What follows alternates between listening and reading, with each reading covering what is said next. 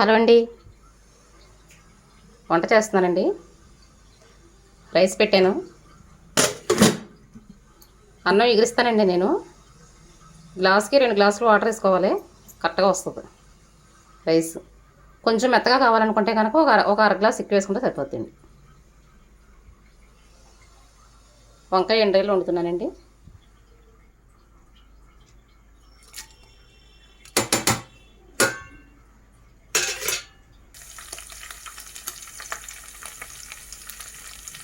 ఎండ్రాయిలు slow ఫ్లేమ్లో పెట్టి వేపుకోవాలండి, లేదంటే మాడిపోతాయి.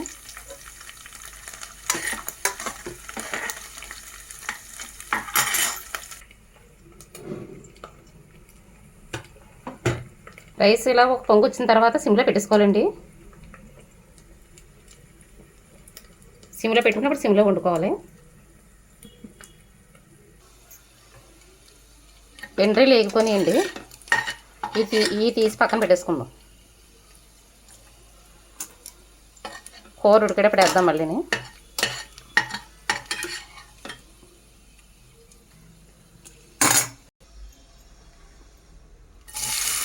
ఉల్లిపాయలు కూడా వేయించేసుకుందామండి.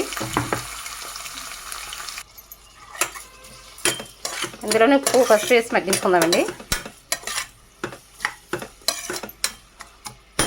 ఉప్పు వేస్తే త్వరగా మగ్గుతాయి ఉల్లిపాయలు.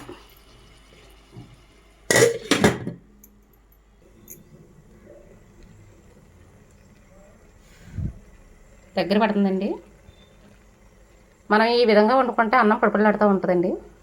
కుక్కర్లో వండుకుంటే అడుగుని తడి వస్తుంది. దీనికైతే తడిగా రాదు, పడిపడిలాడుతూ ఉంటుంది అన్నం. నేను 3 గ్లాసులు రైస్ వేసానండి. 3 గ్లాసులకి 6 గ్లాసులు వాటర్, ఇంకొక అర గ్లాసు ఎక్స్ట్రా వేసాను కొంచెం మెత్తగా ఉండడానికి అనేసి. ఎలా వండుకొని చూడండి ఒకసారి ఎలా ఉన్నదో.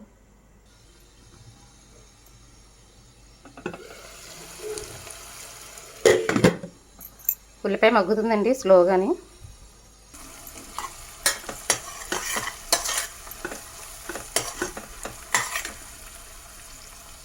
ఇంకొంచెం మగ్గించుకుందామండి. ఇందులోనే 3 స్పూన్లు కారం కూడా వేసుకున్నానండి.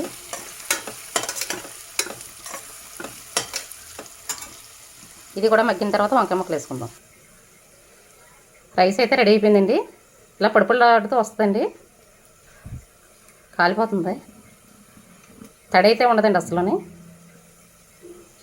ఇలా ఒకసారి ట్రై చేసి చూడండి, నచ్చితే లైక్ చేయండి. ఈ కూర రెడీ అయ్యేలోగే నాకు రైస్ కూడా అయిపోయిందండి. అలా అయితే త్వరగానే అయిపోద్ది, మనకి కుక్కర్లో వండినట్టే అయిపోద్ది త్వరగానే. నాకు ఉల్లిపాయలు వేగినంత సేపు లేదు రైస్ ఉడకడానికి. ఇప్పుడు కూర కూడా రెడీ చేసుకుందాం. వంకాయలు కూడా వేస్తానండి, బాగా మగ్గించుకుందాం.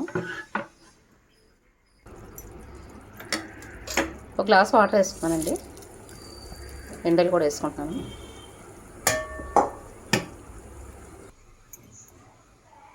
కూర అయితే రెడీ అయిపోయిందండి. వంకాయ ఎండ్రాయిలు నచ్చితే లైక్ చేయండి.